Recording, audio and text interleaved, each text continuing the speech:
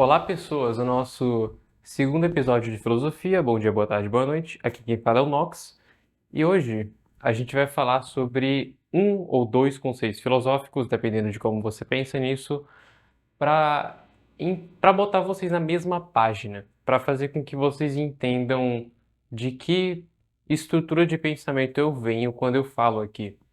Vocês têm que entender que quando vocês assistem um vídeo desse canal, vocês vão extrair muito mais valor e eu prefiro muito mais que vocês me conheçam ou assistam esses vídeos sabendo dos conceitos que eu estou falando, sabendo o que eu quero dizer com cada palavra. Então essa playlist de filosofia vai ser muito sobre vocês serem introduzidos de forma mais profunda a conceitos filosóficos explorados ou mostrados de forma mais profunda, o que eles implicam, o que eles realmente são, o que eles explicam, porque, como eu tinha falado no primeiro vídeo, a filosofia hoje em dia é muito negligenciada. E porque ela é negligenciada, as pessoas elas não conseguem entender o significado real, profundo ou as implicações de certos conceitos filosóficos, das raízes de certas palavras e como eles podem ajudar muito na sua vida. Eu tenho muito a dizer, as minhas ideias elas estão espalhadas por todo canto, mas eu vou organizar cada uma e tentar apresentá-las de forma acessível, como é uma das coisas que a gente faz nesse canal. Então, começando, uma coisa que eu vejo muito é que muitos problemas que as pessoas têm, muitas coisas que vocês podem estar lidando, talvez, ou literalmente, já seriam resolvidos se vocês tivessem noção desses conceitos filosóficos. Você vê pessoas lidando com sentimentos e não conseguindo pôr eles em palavras, pessoas lidando com situações confusas e não conseguindo ordenar essas situações. Por quê? Porque elas não sabem quais palavras descrevem o problema ou a situação. Um simples saber filosófico permite que uma pessoa seja capaz de descrever sua situação de forma precisa, para que ela saiba a ajuda que ela precisa, como pedir essa ajuda aos outros e como diagnosticar o seu problema. Com isso dito, eu ainda não citei o tema de hoje. O tema de hoje é empatia versus simpatia. Como sempre, eu tenho meu caderninho para me lembrar dos temas que eu vou falar hoje, porque são muitas ideias soltas e a gente já discutiu no primeiro como a filosofia não tem início ou fim definidos, é mais como uma teia de aranha e a gente vai indo para ver onde chega.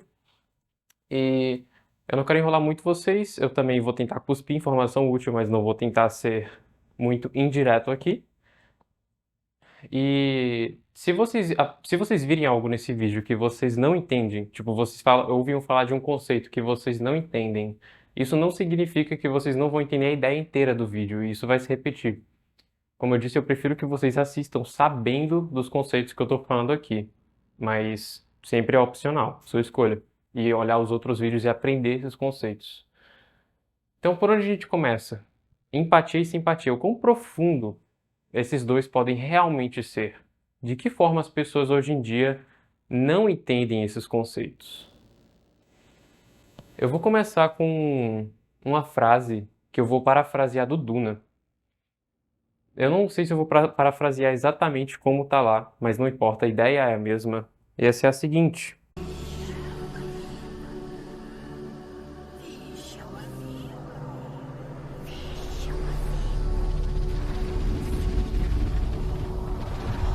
O mistério da vida não é um problema a ser resolvido,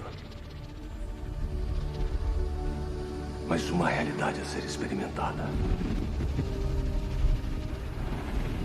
Um processo que não pode ser compreendido se for interrompido.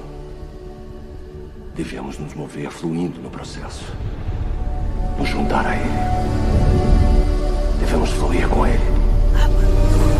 a vida, como um processo, é um fluxo que não pode ser interrompido para ser entendido.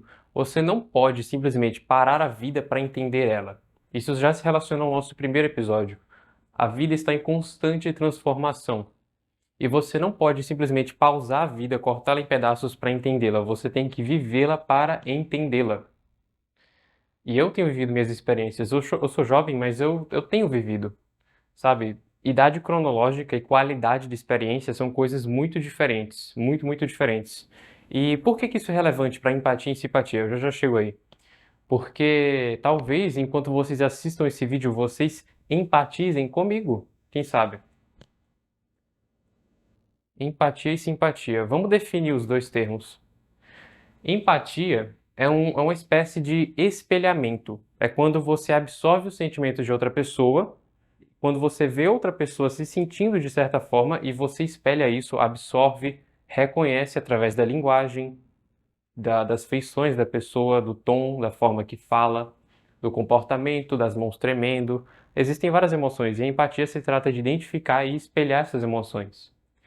Para você empatizar com a pessoa, você precisa apenas saber que ela está passando por algo ruim ou por algo bom e se contaminar com essa emoção. Vamos definir simpatia. Simpatia é quando você passou por uma coisa e você entende o outro porque você passou pela mesma coisa que o outro. Então, por exemplo, se alguém chega e me diz, eu ralei o joelho. Se eu me sinto mal por essa pessoa porque eu também ralei o meu joelho, isso não é empatia, isso é simpatia, porque eu passei pela mesma coisa. Para você realmente entender a dor que uma pessoa passou, você tem que ter passado pela mesma coisa. E alguém que empatiza com outra pessoa não passou pela mesma coisa. Alguém que passou pela mesma coisa simpatiza com o outro. Pensa de forma similar porque passou pela mesma coisa. A gente não pode viver só de simpatia, porque se todo mundo fosse simpático toda hora, a gente seria incapaz de ser compassivo e oferecer compaixão a pessoas que passaram por coisas que nós não passamos. E a gente não pode ser só empático, por quê?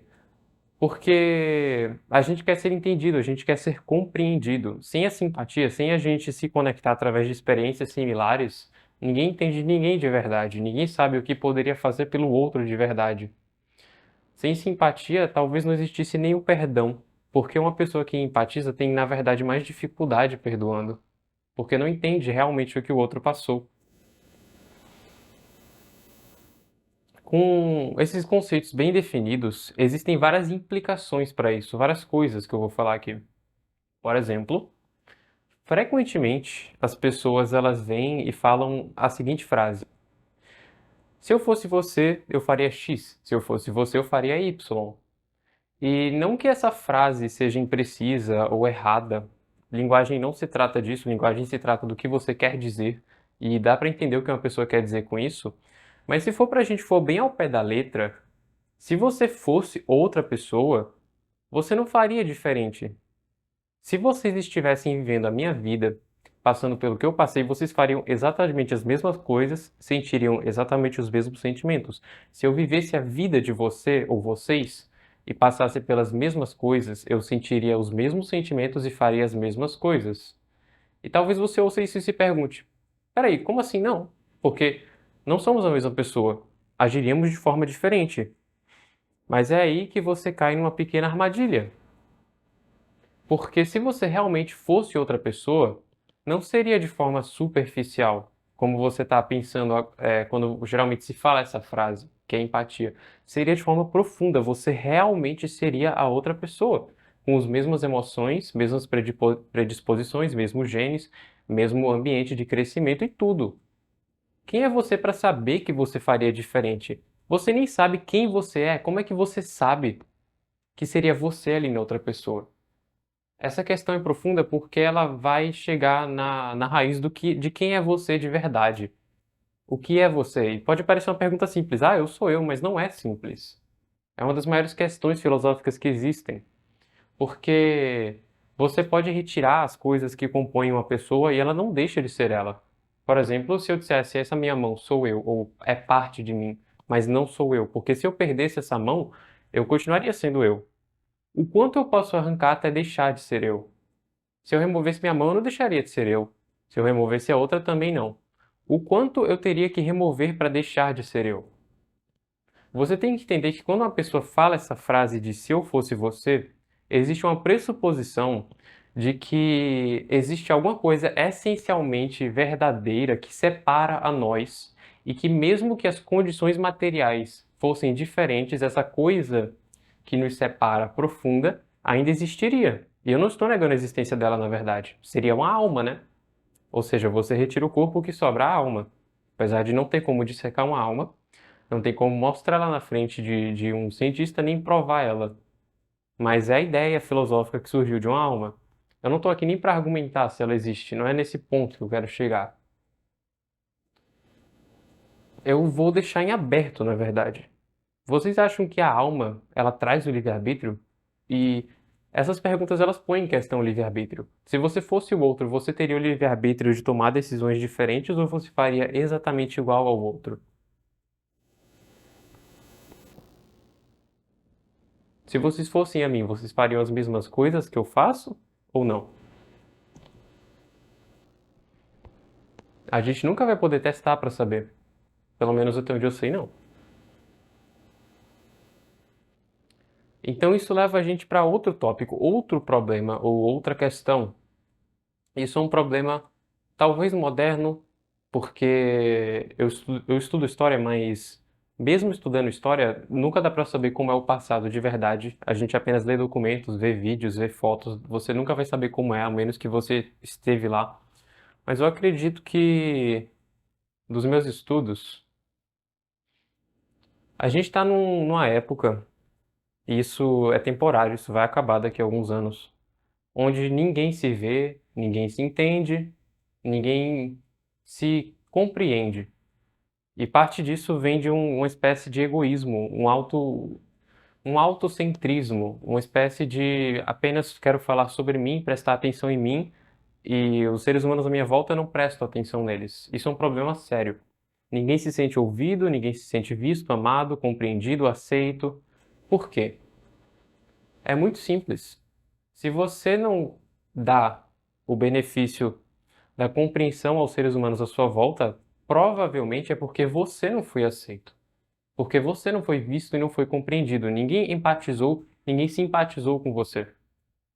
Quando eu falo isso, eu estou simpatizando com vocês aqui, porque eu também não fui visto e compreendido. É a razão de eu me importar tanto com psicologia para entender as pessoas. É uma necessidade. Vocês têm que entender que quando a gente dá uma coisa para alguém, a gente geralmente espera essa coisa de volta também. A gente é uma espécie interdependente, a gente depende um dos outros. Não dá para fugir disso. Apesar de ser ideal que todo mundo seja independente, né, e possa ser livre. Livre, liberdade. Mas sim, onde eu quero chegar com isso? Prestem atenção nas pessoas à sua volta. Olhem de verdade para os seres humanos à sua volta. Olhem nos olhos, perguntem, sejam curiosos. Cada ser humano é um novo mundo a se explorar. Leiam as leis da natureza humana. Fala sobre isso.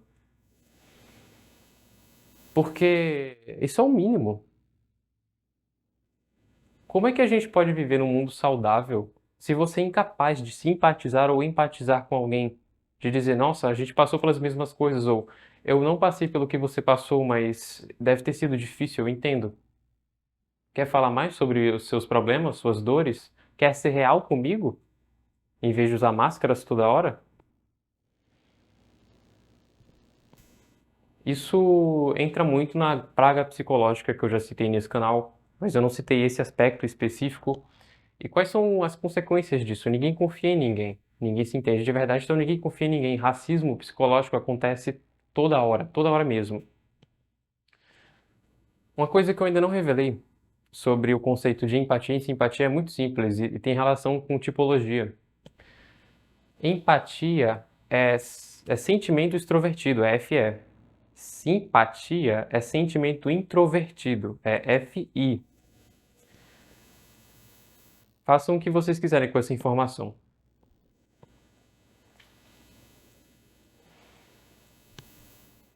Tá. O que mais a gente pode aprender sobre as emoções? O que mais eu posso citar como implicação filosófica desses dois conceitos? A primeira coisa que eu quero trazer agora, não primeiro, né, mas o que eu quero trazer agora é que é um conceito muito simples que vem do Pantera Negra, o segundo filme. Apenas as pessoas mais quebradas dão bons líderes. Por quê? Por que que as pessoas mais quebradas dão bons líderes? Por que que uma pessoa tem que passar por tanta dor para dar um bom líder? Talvez você já saiba a resposta. Simpatia é a palavra certa. Um líder que teve a vida fácil, um líder que sempre conseguiu o que queria sem muito esforço ou conseguiu sem nenhum esforço, nunca vai entender as pessoas que têm que acordar às 5 da manhã, pegar um ônibus e trabalhar todo dia, que nem sempre tem o que comer, que tem o seu chefe maltratando elas, que lidam com pessoas que tratam ela como se nem fosse humana, de forma fria, de forma ignorante, ignorando, sabe? Só uma pessoa que passou pelo sofrimento é capaz de liderar bem, porque ela é capaz de simpatizar com aqueles que estão abaixo dele.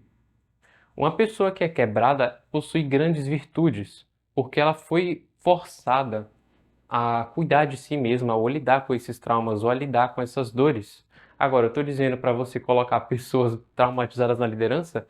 Sim e não. Porque existe a pessoa traumatizada que conseguiu lidar com isso, e também existe aquele que piorou em resultado da dor, que se tornou mais amargo, que se tornou pior. E é claro, com grandes virtudes vão vir também grandes falhas. E aí a gente precisa saber filtrar isso. Mas vocês não deveriam descartar a ideia de que uma pessoa experiente que passou por muita coisa deveria estar na posição de liderança. Não pessoas mimadas, não almofadinhas, não pessoas que não conhecem o quão ruim a vida pode ser, o quão dolorosa ela pode ser. Eu posso não saber as dores que todos vocês que assistem isso passam. Eu sei algumas, né? Porque a gente sofre coletivamente, eu posso simpatizar com vocês. Eu sou um usuário de FI, eu sou um ISTJ, eu tenho dificuldade empatizando, mas eu tento.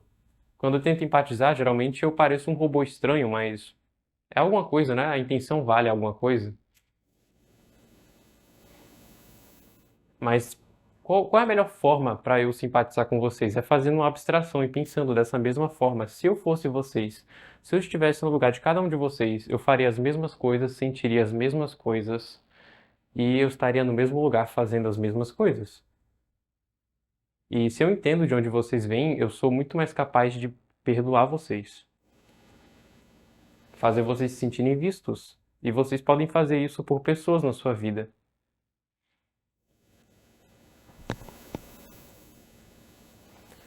Claro, outra razão do porquê pessoas quebradas podem ser bons líderes, ou outra forma de falar dessa razão, é que o sofrimento ele dignifica o homem. É muito parecido com aquela frase de o trabalho dignifica. Quando você passa por sofrimento, é como se esse sofrimento ele purificasse a sua alma, purificasse o seu coração e tornasse você uma pessoa mais simpática.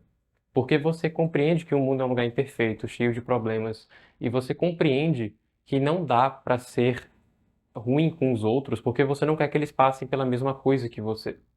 Uma necessidade profundamente humana, humana demais, é querer que os outros lhe entendam. Então, se você sofreu, você não quer que os outros passem por esse sofrimento, ou na verdade quer, e daí onde vem o sadismo.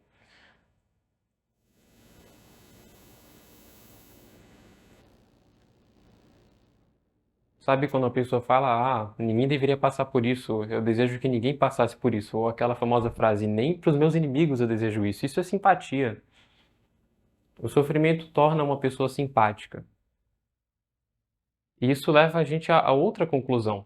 Quando a gente está lidando com usuários de FI, você tem que fazer eles sofrerem. Quer criticar eles, você tem que fazer eles sofrerem. Porque se você não fizer, eles não vão ser capazes de se tornar simpáticos, eles vão ser egoístas. Egoísmo é um dos maiores problemas de usuários de FI. Eu já tive uma discussão, uma briga com a Sari, mas as nossas brigas não são sérias, são brigas saudáveis, uma coisa que quase ninguém consegue fazer hoje em dia porque não tem maturidade para resolver uma briga, uma discussão. Sobre como muitas vezes eu trato INFPs de forma rude, porque eles tendem a ser super mimados ou egoístas, esperando que todo mundo trate bem eles e seus sentimentos e não falem a verdade dura e dolorosa, que todo mundo fique andando em casca de ovo em volta deles, evitando machucar os seus pequenos sentimentos. Os usuários de FI precisam ser criticados primeiro, para que eles percam essa atitude de achar que merece algo, de ser mimado, de se ver como importante, para depois te escutar. Os usuários de FE é o contrário. Você primeiro precisa fazer eles pensarem bem sobre você, porque eles não têm muita simpatia. Não é o sofrimento que torna eles compassivos, o sofrimento faz com que os usuários de FE se tornem maliciosos. Primeiro você tem que se tornar amigo deles, depois criticá-los. Os usuários de FI é o contrário, você critica eles e depois se torna amigo deles. E não subestime a sabedoria de destruir uma pessoa, de criticar ela, para depois construí-la de volta. Frequentemente uma coisa ela precisa ser destruída para ser construída melhor. Que nem os seus músculos, sabe? Você faz exercício, os seus músculos eles se desgastam e depois voltam mais fortes. E a gente vai lidar com o último tópico agora. Muito simples. Eu não sei de onde essa frase vem. Eu tenho medo de atribuir à pessoa errada. Ela vem de uma música do Victor Brauer, mas ele pode ter tirado de outro lugar. Muito simples. Atos bondosos nem sempre são sábios. Atos maldosos nem sempre são tolos. Você tem que entender que raiva, briga, crítica, irrazoabilidade ou a aparente razoabilidade não são coisas necessariamente ruins. E só um tolo iria julgar essas coisas como ruins de aparência. Ou vocês são superficiais e não gostam de investigar as coisas a fundo e dar o benefício da dúvida? Apenas um tolo iria simplesmente achar que alguém que puxa uma briga necessariamente quer criar um problema. Isso é imaturidade emocional e é a mesma razão de ninguém conseguir ter um debate saudável hoje em dia e chegar numa conclusão. Assim como o ferro afia o ferro, um homem é para outro homem. A gente, quando briga, não necessariamente está se destruindo para até apagar essa chama da vida. A gente não está se destruindo até a morte. A gente está destruindo as ideias um do outro, desafiando, escrutinizando, para poder ajudar o outro. Muita gente não entende que quando você tem raiva de alguém, ou quando você critica alguém, é pelo bem dessa pessoa. Na verdade, é porque você se importa com essa pessoa. E tem pessoas que têm tanta raiva, que nem percebem que a motivação original dessa raiva era fazer algo bom e corrigir o mundo e construir algo melhor. E é claro, atos bondosos nem sempre são sábios. Esse é o problema dos usuários de FE, ao contrário, eles têm problema com sendo altruístas demais, sendo tapetes, dando demais, não sendo egoístas, ajudando demais. Existe um livro chamado Quando Ajudar Machuca. Você não pode ajudar demais. Você tem que dar vara de pescar, não peixe. Você não pode ficar dando comida gostosa para uma pessoa toda hora, ficar dando açúcar, ficar dando besteira, porque essa pessoa engorda. Isso acontece com alguns usuários de FE. Quando você, uma vovozinha que engorda o seu filho, sabe? Toma esse doce, toma esse salgadinho, toma esse bolo, fica comendo um monte de besteira, porque vai te dar uma sensação boa, né? Vai deixar você com sentimentos bons. Só que realmente está ajudando? Tem horas que ajudar machuca. Ficar dando algo para alguém pode fazer essa pessoa se tornar dependente de você, dependente financeiro, dependente emocional. Quantas vezes a gente não vê FE herói fazendo favores para as pessoas, se tornando tão útil para elas, e essas pessoas começam a depender completamente deles. Eles têm controle da conta bancária da pessoa, têm controle de onde ela vai, o que ela pode fazer, porque a partir daquele ponto, se ele quebrar qualquer regrinha que aquela demônio criou, aí é só tirar os benefícios, né, que a pessoa se tornou tão apegada. É a mesma lógica do vício em drogas, só que um pouco menos explícita e menos perniciosa. Eu te dou uma ajuda e faço você ficar viciado nessa ajuda e depois quero algo em troca, sem nunca te avisar que eu queria essa coisa em troca. Isso é muito importante porque se vocês estiverem ajudando pessoas, façam isso de forma sábia. Não ajudem demais a ponto dessas pessoas dependerem de vocês e não conseguirem ajudar a si mesmas. Então, em essência, o que essa aula realmente é sobre? O que esse vídeo realmente é sobre? É sobre ajudar, é sobre criticar, é sobre perdoar, é sobre entender, compreender, ver, amar, aceitar. Foram muitos assuntos.